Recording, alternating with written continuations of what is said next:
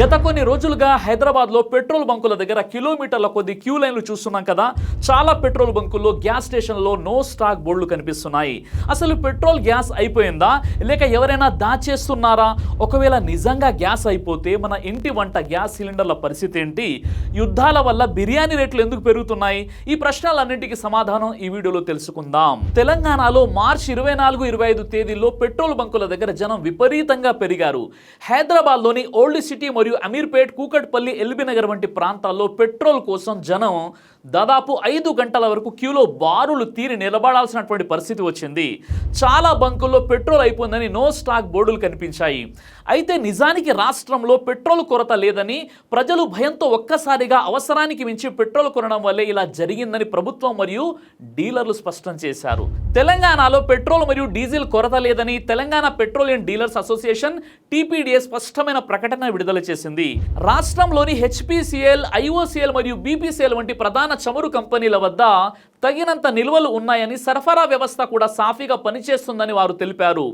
Social మీడియాలో వస్తున్నటువంటి పుకార్ల వల్ల ప్రజలు ఆందోళనకు గురై సాధారణం కంటే దాదాపు 3 రెట్లు అధికంగా పెట్రోల్ కొనుగోలు చేయడం, ప్యానిక్ బయ్యింగ్ వల్లే కొన్ని బంకుల్లో స్టాక్ త్వరగా అయిపోతుందని, ఇది కేవలం తాత్కాలికమేనని వారు వివరించారు. ప్రజలు ప్లాస్టిక్ డబ్బాలు లేదా బాటిళ్లలో పెట్రోల్ నిల్వ చేయడం ప్రమాదకరమని హెచ్చరిస్తూ కేవలం తమ రోజువారీ అవసరాలకు సరిపడ మాత్రమే కొనుగోలు చేసి ప్రభుత్వానికి మరియు డీలర్లకు సహకరించాలని వారు విజ్ఞప్తి చేశారు. మొదటి విషయం ఏంటంటే, ఇప్పుడు మనకు కనిపిస్తున్నది నిజమైన కొరత కాదు, ఇది ఒక కృత్రిమ కొరత, ఆర్టిఫిషియల్ డిమాండ్. అది ఎలాగో తెలుసా? సాధారణంగా ఒక కారు ట్యాంక్ 40 లీటర్లు ఉంటుంది. అందులో ఫుల్ పెట్రోల్ పోయిస్తే దాదాపు 500 కిలోమీటర్లు ప్రయాణించవచ్చు. కానీ ఎక్కడో పెట్రోల్ అయిపోతుందనే పుకారు రాగానే ప్రతి ఒక్కరు బంకుకు వెళ్ళి ట్యాంక్ ఫుల్ చేయించుకుంటున్నారు. దీనివల్ల ఆయిల్ కంపెనీలు రోజువారీ పంపే స్టాక్ ఒక్కసారిగా అయిపోతుంది. అంటే సమస్య అనేది సరఫరాలో లేదు, మన భయంలో ఉంది. హైదరాబాద్ వంటి నగరాల్లో పెట్రోల్ బంకుల వద్ద కిలోమీటర్ల కొద్ది క్యూ లైన్లు కనిపించడానికి అసలు కారణం నిజమైన సరఫరా వైఫల్యం కాదు, కేవలం ప్రజల్లో నెలకొన్నటువంటి భయం వల్ల తలెత్తినటువంటి ఆర్టిఫిషియల్ డిమాండ్ మాత్రమే. సోషల్ మీడియాలో వ్యాపించిన పుకార్లు మరియు కొన్ని రాజకీయ ప్రకటనలు ప్రజల్లో అభద్రతా భావాన్ని కలిగించడంతో సాధారణంగా తమ అవసరానికి సరిపడ మాత్రమే ఇంధనాన్ని నింపుకునే వాహనదారులు ఒక్కసారిగా తమ ట్యాంకులను పూర్తిగా ట్యాంక్ ఫుల్ నింపుకోవడానికి ప్రయత్నించారు.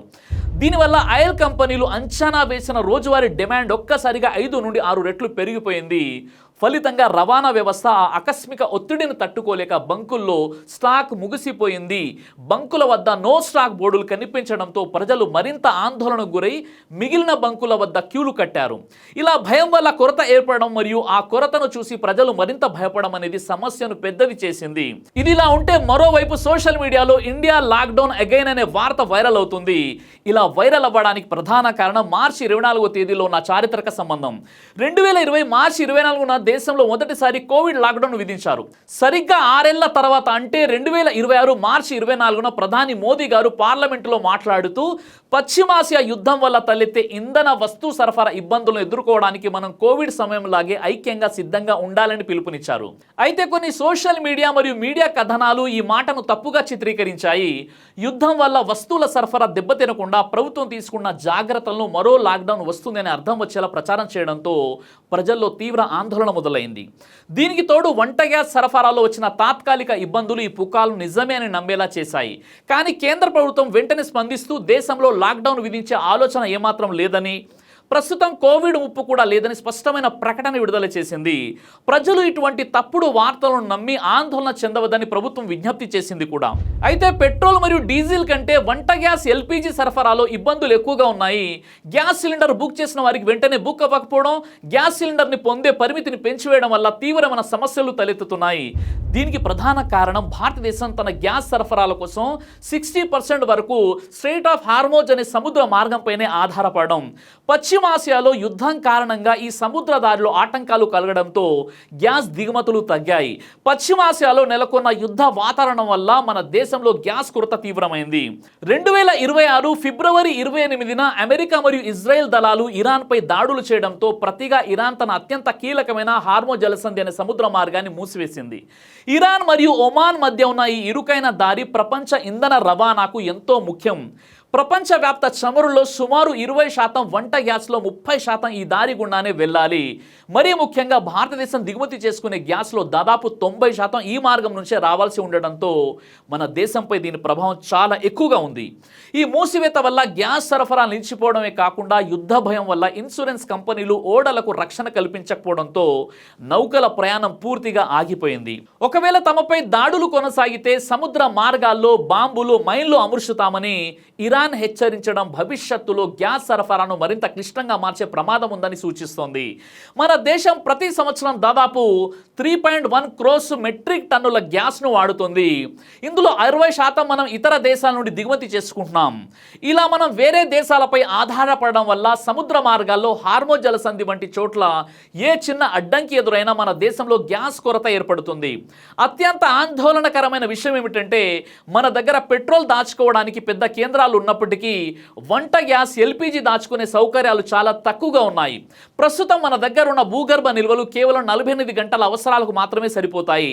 ఒకవేళ బయట దేశాల నుండి సరఫరా పూర్తిగా ఆగిపోతే మన దగ్గర ఉన్న మొత్తం నిల్వలు కేవలం 18 నుండి 22 రోజులు మాత్రమే వస్తాయి.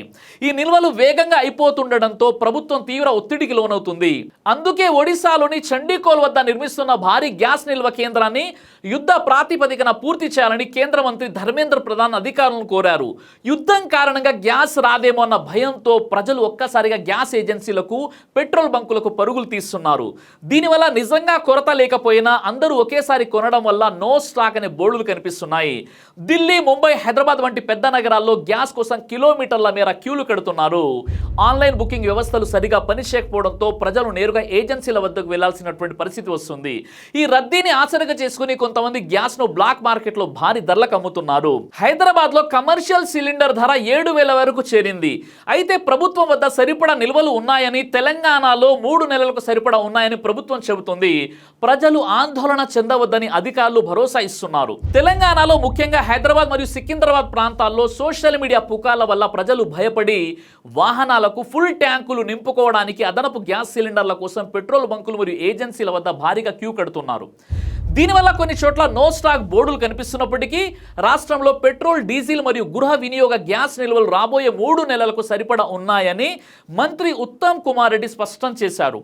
ప్రభుత్వం రోజువారీ డిమాండ్ కంటే 22% అదనంగా ఇంధనాన్ని సరఫరా చేస్తోంది మరియు పరిస్థితిని పర్యవేక్షించడానికి ప్రత్యేకంగా కమాండ్ కంట్రోల్ సెంటర్ను ఏర్పాటు చేసింది. అలాగే గ్యాస్ సిలిండర్ల పక్కదారి పట్టకుండా ఓటీపీ ఆధారిత డెలివరీ అమలు చేస్తూ అక్రమంగా నిల్వ చేసే వారిపై లేదా బ్లాక్ మార్కెట్లో అమ్మే వారిపై కఠిన చర్యలు తీసుకుంటామని ప్రభుత్వం హెచ్చరించింది. 2026 నాటి ఈ గ్యాస్ కష్టాలు మనకు ఒక పెద్ద హెచ్చరిక లాంటివి. ప్రపంచంలో ఎక్కడో జరిగే యుద్ధాలు లేదా గొడవలు ఒక సామాన్యుడి వంటింటిపై ఇంతటి ప్రభావం చూపుతాయో ఇది నిరూపించింది. ప్రభుత్వం ఇప్పుడు పైప్ లైన్ గ్యాస్, పిఎన్జి వాడకాన్ని పెంచడం మరియు ఇతర దేశాల నుండి గ్యాస్ తెప్పించడం వంటి చర్యలు తీసుకుంటుంది. ఇవి భవిష్యత్తులో మనకు మేలు చేస్తాయి. ప్రజలు సోషల్ మీడియాలో వచ్చే పుకార్లను నమ్మకుండా అందుబాటులో ఉన్న గ్యాస్ను పొదుపుగా వాడుకుంటూ ఓపికగా ఉండడం ద్వారా ఈ కష్టాలు మనం అధిగమించవచ్చు. రాబోయే 4 నుండి 8 వారాలు మన దేశానికి చాలా ముఖ్యం. మూసుకుపోయిన సముద్ర మార్గం మళ్ళీ ఎప్పుడు తెరుచుకుంటుంది లేదా వేరే దేశాల నుండి గ్యాస్ ఎంత త్వరగా అందుతుంది అనే దానిపైనే మన భవిష్యత్తు ఆధారపడి ఉంది. సంక్షిప్తంగా చెప్పాలంటే పెట్రోల్ కొరత రియల్ కాదు, భయం వల్ల ప్యానిక్ బయింగ్ ఉంది. ఎల్పిజి కొరత కూడా తాత్కాలికమే. యుద్ధ ప్రభావం వల్ల సోషల్ మీడియాలో పుకార్లు నమ్మకుండా రోజువారీ అవసరం మేరకు మాత్రమే కొనుగోలు చేయండి. అలా మనం ఆందోళనను తగ్గించి సరఫరా వ్యవస్థకు సహాయపడగలము. ఇప్పుడు మీరు భయపడవద్దు. ఒకవేళ లాక్డౌన్ అవుతుందా, ఈఎంఐలు, ఇంటి లోన్లు, వంట గ్యాస్, పెట్రోల్ లేకపోతే రవాణా వంటి విషయాల గురించి ఆలోచిస్తూ ఒత్తిడికి లోనవ్వవద్దు. ఈ ఆందోళనలు మన మానసిక ఆరోగ్యానికి హాని చేస్తాయి, డిప్రెషన్ వంటి సమస్యలకు దారితీస్తాయి. కాబట్టి నిర్భయంగా ఉండండి, దేవుని మీద విశ్వాసం పెట్టండి మరియు ప్రార్థనతో శాంతియుత మనస్సుతో ఉండండి.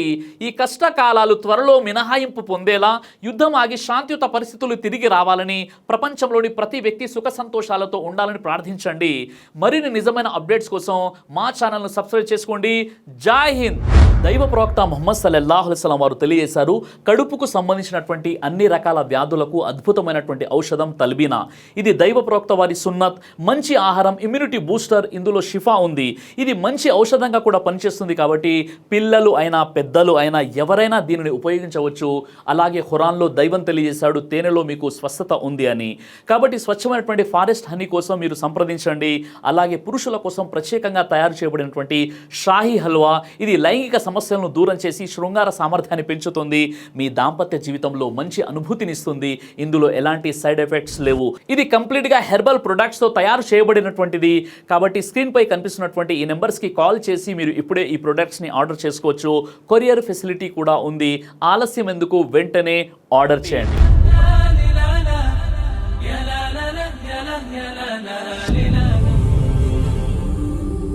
బ్రదర్ సిరాజ్ అని యూట్యూబ్ ఛానల్ని మీరు సబ్స్క్రైబ్ చేసినట్లయితే ఇన్షాల్లా దేవచిత్తం అయితే మీకు వీడియోస్ వస్తుంటాయి. అదేవిధంగా బ్రదర్ సిరాజ్ అనేటటువంటి ఫేస్బుక్ని కూడా లైక్ చేయడం వల్ల మీకు వీడియోస్ వస్తుంటాయి.